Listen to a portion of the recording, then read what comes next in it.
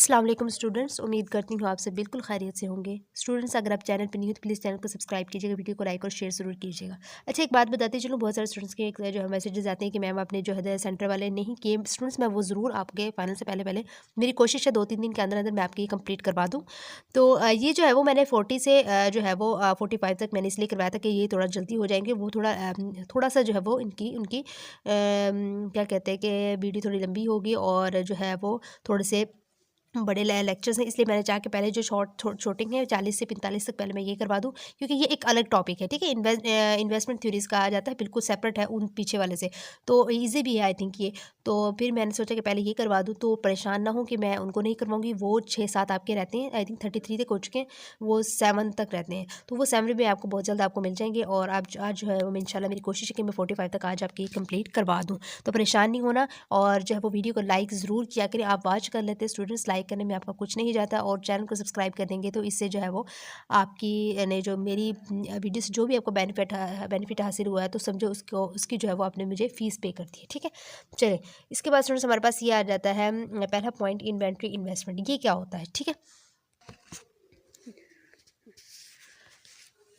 जी students, आज जो है वो हमारे पास अब जो पहला पॉइंट है वो ये है कि इन्वेंट्री इन्वेस्टमेंट। ठीक है, अब इन्वेंट्री इन्वेस्टमेंट क्या होता है? सबसे पहले हमें इसका जो है वो पता होना चाहिए कि inventory investment, the goods that business put aside in storage, is at the same time negligible end of great significance. ठीक है, मतलब वो ये कहते हैं कि इन्वेंट्री इन्वेस्टमेंट का मतलब ये होता है कि बिजनेस अपने गुड्स को स्टोरेज में रख देते हैं। ठीक है, यानी अपने जो जो भी चीज़ों को जो वो प्रोड्यूस करते हैं, गुड्स को प्रोड्यूस करते हैं, तो उसको क्या करते हैं, स्टोर कर लेते हैं, ताकि जो है वो आने वाले टाइम में जो है वो क्या कर सके, उसको अच्छे मार्जिन में जो है वो उसको बेच सके। वो इससे नहीं करते हैं। ठीक है, तो मतलब इन्वेंट्री इन्वेस्टमेंट यही होता है कि वो बिजनेसमैन जो होते हैं, बिजनेस में ये किया जाता है कि अपने गुड्स को स्टोरेज में रख देते हैं, ताकि उन्हें फ्यूचर में जो है वो बेचने के लिए तैयार रखा जा सके। ठीक है, आने वाले टाइम में, ताकि वो यूज़ हो सके। इसके बाद जो है वो ये कहते हैं कि it is one of the smallest components of spending, yet its volatility makes it critical in the study of economic fluctuations. In recessions, firms stop replenishing their inventory as goods are sold and inventory investment becomes negative. ठीक है, इसका में ये कहते हैं कि जो है वो इन्वेंट्री इन्वेस्टमेंट एक जो है वो छोटा सा कंपोनेंट है। ठीक है, स्मॉल कंपोनेंट है।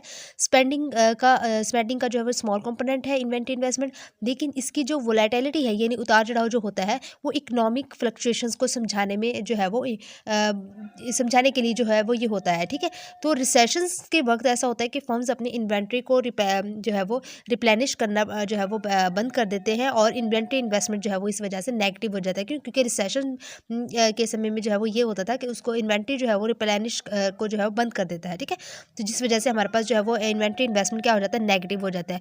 तो इसमें जो है वो हमें यही पता चलता है कि इसका मतलब ये होता है कि रिसेशन के टाइम फर्म्स अपने इन्वेंट्री को कम करने की कोशिश करते हैं, और इससे इकोनॉमिक फ्लक्चुएशंस पर जो है वो असर पड़ता है। ठीक है, इसके बाद जो है वो स्टूडेंट्स हमारे पास आ जाते हैं, ये कुछ पॉइंट्स हैं कि व्हेन सेल्स आर हाई, जब हमारे पास सेल्स हाई हो जाती है, तो the firms produce less that it sells and it takes the good out of inventory, this is called production smoothing. मतलब प्रोडक्शन स्मूथिंग क्या होती है कि जब सेल्स ज़्यादा होती हैं, हाई हो जाती हैं सेल्स हमारी, तो फर्म्स अपने प्रोडक्शन को कम कर देती हैं। ठीक है, और इन्वेंट्री से जो है वो गुड्स निकालते हैं, ताकि प्रोडक्शन को स्मूथ बना सकें। ठीक है, इसके बाद जो है वो स्टूडेंट्स हमारे पास आ जाता है पॉइंट नंबर 2, होल्डिंग इन्वेंट्री में allow firms to operate more efficiently, thus we can view inventories as a factor of production. मतलब क्या हुआ कि inventory as a factor of production में क्या कहते हैं कि इन्वेंट्री को फर्म्स के लिए एक फैक्टर ऑफ प्रोडक्शन के जो है वो सूरत में देखा जा सकता है। ठीक है, इन्वेंट्री को फर्म्स के लिए एक फैक्टर ऑफ प्रोडक्शन की सूरत में जो है वो देखा जा सकता है, क्योंकि ये फर्म्स को ऑपरेट करने में हेल्प करता है। ठीक है, ऑपरेट करने में क्या करता है, हेल्प करता है।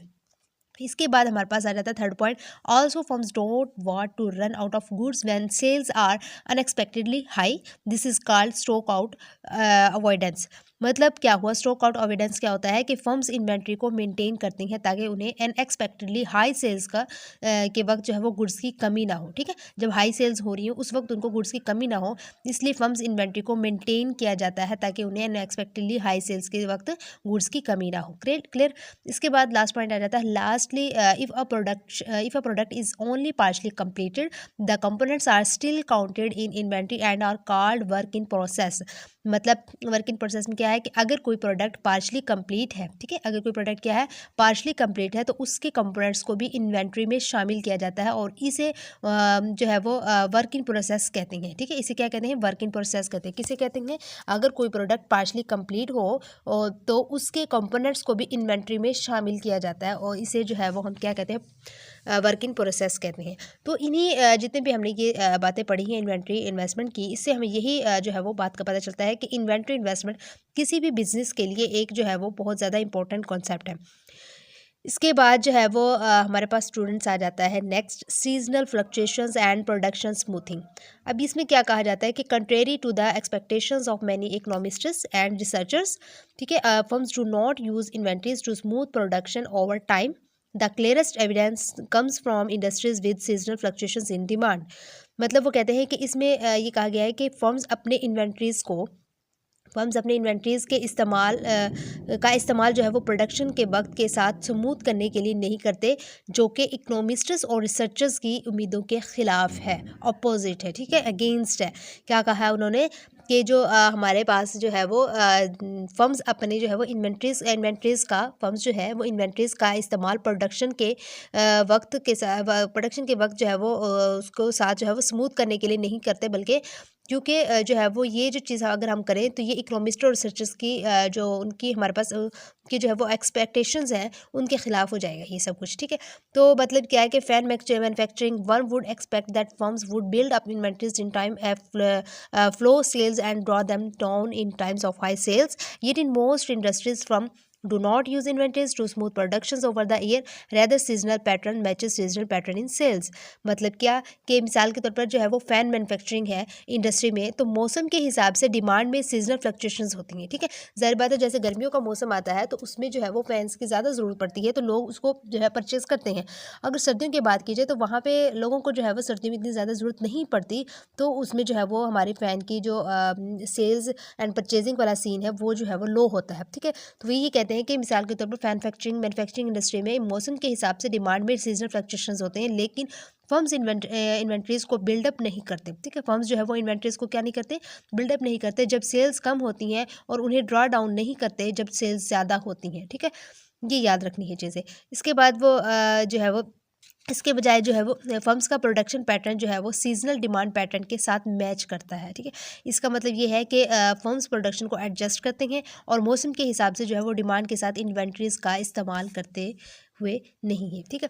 इसके बाद स्टूडेंट्स हमारे पास आ जाता है the accelerator model of inventories. The accelerator model assumes that firms hold a stock of inventories that is proportional to the firm's level of output. When output is high, manufacturing firms need more materials and supplies on hand and more goods in process of completion. When economy is booming, retail firms want to have more जो है वो merchandise on their shelves to show customers. इसमें ये कहा जाता है, इस model में ये बताया गया है कि जो है फर्म्स अपने इन्वेंट्रीज़ को अपने आउटपुट के लेवल के हिसाब से जो है वो होल्ड करते हैं। क्या फर्म्स अपने इन्वेंट्रीज़ को क्या करती है, अपने आउटपुट के लेवल के हिसाब से जो है उसको होल्ड करेगी, और जब आउटपुट ज़्यादा होती हैं तो फर्म्स को ज़्यादा मटेरियल्स और सप्लाईज़ की ज़रूरत होती है, और जब इकनॉमी बूमिंग होती है तो रिटेल फर्म्स जो है उसको जो है वो अपने शेल्फ्स पर ज़्यादा जो है वो मर्चेंडीज़ रखना होता है, ठीक है, जब उसकी जो है वो इकनॉमी बूम होती है। तो 10 जो है वो ये कहते हैं कि if N is the economy stock of inventories and Y is output then N is equal to this, where is a part parameter reflecting how much inventories firm wish to hold as a proportion of output. Inventory investment I is the change in the stock of inventories this, ठीक है। और last में वो ये कहते हैं कि अच्छा मैं इसके भी बताती हूँ आपको। ये कहते हैं कि इस मॉडल का जो हमें यही बताया गया कि इन्वेंटरी इन्वेस्टमेंट आउटपुट के जो है वो चेंजिंग के हिसाब से होता है, ठीक है। और हमें इक्वेशन दी गई, ये भी याद जरूर रखिएगा। और जहाँ हमारे पास बीटा जो है वो एक पैरामीटर है जो फंड्स की इन्वेंट्री होल्डिंग की ज़रूरत को जो है वो मतलब समझता है, ठीक है। इसके बाद जो है वो स्टूडेंट्स हमारे पास जो कुछ पॉइंट्स आ जाते हैं कि व्हेन आउटपुट राइजेस फर्म्स जो है प्रोपोर्शनल टू द चेंज होता है, ठीक है, sorry, proportion to the change होता है। और firms when output rises, firms want to hold a large stock of inventory, so inventory investment is high. When output falls, firms want to hold a smaller stock of inventory, so the allow their inventory to run down, and inventory investment is negative. The model says that inventory investment depends on whether the economy is spending up or slowing down. तो ये इसमें ये कहा गया कि जब output हमारा increase होता है, बढ़ता है, तो फर्म्स को ज़्यादा इन्वेंट्री की ज़रूरत होती है और इन्वेंट्री इन्वेस्टमेंट ज़्यादा होता है। जब आउटपुट गिरता है, डाउन होता है, तो फर्म्स को कम इन्वेंट्री की ज़रूरत होती है और इन्वेंट्री इन्वेस्टमेंट नेगेटिव हो जाता है। तो इसका मतलब यही है कि इन्वेंट्री इन्वेस्टमेंट इकोनॉमी की स्पीड पर जो है वो डिपेंड करता है। ठीक हो गया। इसके बाद स्टूडेंट्स आप आ जाए inventories and the real interest rate. Like other components of investment, inventory investment depends on the real interest rate. When a firm hold a good in inventory and sells it tomorrow rather than selling it today, it gives up the interest it could have earned between today and tomorrow. Thus, the real interest rate measures the opportunity cost of holding inventories. मतलब वो ये कहते हैं कि ये कहा गया है कि इन्वेंट्री इन्वेस्टमेंट जो है वो दूसरे इन्वेस्टमेंट कंपोनेंट्स की तरह रियल इंटरेस्ट रेट पर डिपेंड करता है।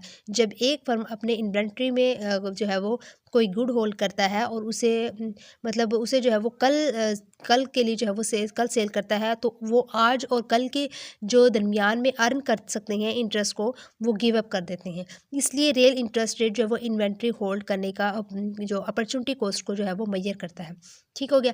एंड देन वो अच्छा मैं इसका जो है वो Thus, the real interest rate measures the opportunity cost of holding inventories. When the interest rate rises, holding inventory becomes more costly. So, rational firms try to reduce their stock. Therefore, an increase in the real interest rate depresses inventory investment. ठीक है, मतलब वो ये कहते हैं कि जब interest rate जो है वो बढ़ता है तो इन्वेंट्री होल्ड करना ज़्यादा कॉस्टली हो जाता है। तो रैशनल फर्म्स अपने इन्वेंट्री को कम करने की कोशिश करते हैं। इसलिए जो है वो स्टूडेंट्स रियल इंटरेस्ट रेट में जो है हमारे क्या आता है, तो when the interest rate rise holding investment कभी कौन सी, हाँ, so rational firms try to reduce their stocks, हमारे जो स्टॉक्स में जो है वो रिड्यूसिंग हो जाती है, तो इनकी जो हमारा जो रियल इंटरेस्ट रेट है वो इंक्रीज़ हो जाता है डिप्रेसेस इन्वेंट्री इन्वेस्टमेंट की वजह से। ठीक है, और इन्वेंट्री इन्वेस्टमेंट हमारा कम हो जाता है और रियल इंटरेस्ट रेट हमारा क्या हो जाता है, इंक्रीज़ हो जाता है। तो सो इसका मतलब यही हुआ कि रियल इंटरेस्ट रेट की जो इंक्रीजिंग से जो है वो फर्म्स को अपनी इन्वेंट्री को कम करने की ज़रूरत महसूस होती है, जिससे इन्वेंट्री इन्वेस्टमेंट कम हो जाता है। ठीक है जी स्टूडेंट्स, ये जो था आपका लेक्चर नंबर 43 कंप्लीट हो गया। आई होप सो आपको इसकी समझ आ गई होगी अच्छे से। और प्लीज़ वीडियो को लाइक कीजिएगा, शेयर कीजिएगा और चैनल को सब्सक्राइब कीजिएगा। Thank you so much. अल्लाह हाफिज़।